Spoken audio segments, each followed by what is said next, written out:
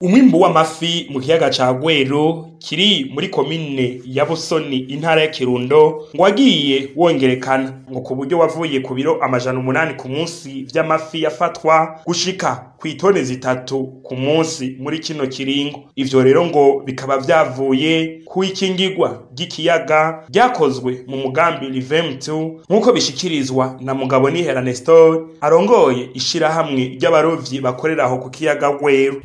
Umwimbu mu gihe cahera twaronka ibiro 800 ku munsi, ubu tugeze ku itoni 3 ku munsi bivanye n'ikingira ry'ikiyaga ryabaye ryafashijwemo na leta n'abagira neza bagakingira inkombe z'ibiyaga aho ifi zivyarira umwimbu kiyongera mu kiyaga.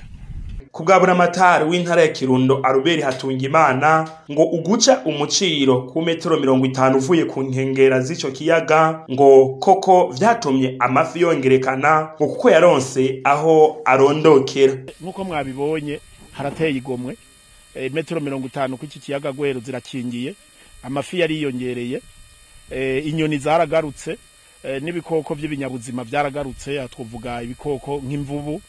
Imvubu ni nyinshi cyane mu Rweru, kandi ubwatsi nabwo bwarabaye bwishi. Murazi wa mugambi wo kuragirira mu mpongore, ibi byatsi ujya mugambi ugiye gushirwa mu ngiro, ibi byatsi byarakuze kandi haize imyaka 5 byaratewe. Ngo nubwo rero umwimbu wiyongereye ngo barafise intambamyi zitari nke zibabuza kurangura neza uwo mwuga, ngo harimwo nko kubura uburyo bwo kubika amafi bibatuma baca bahomba, nkuko kandi bishikirizwa na Nestor mugabo Nihera arongoye ishirahamwe ry'Abarovyi bakorera ku kiyaga ca Rweru. Intambamyi ni kubura ibikoresho byo gukoresha mu mazi bibereye, kuvuga byiza bikuhwanye byemewe n'amategeko bikwiriye.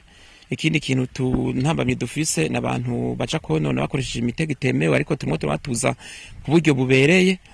Iyindi ntambamye dufise n'ukubura kuvuga aho ukungene tubika umwimbu dukuye mu kino kiyaga kugira ngo tugurishe kwibeyi ishimishije. Turangize tubamenyesha ko ngo ayo mafi afasha kandi kugira ngo abanyabusoni eka n'intara yose ya Kirundo ngo bashobore kuronka ibifungurwa bikwiye bashobora gufungura, ngo ubona ko ari intara ikunda guhura n'ibiza biva kwihindagurika ry'ibihe.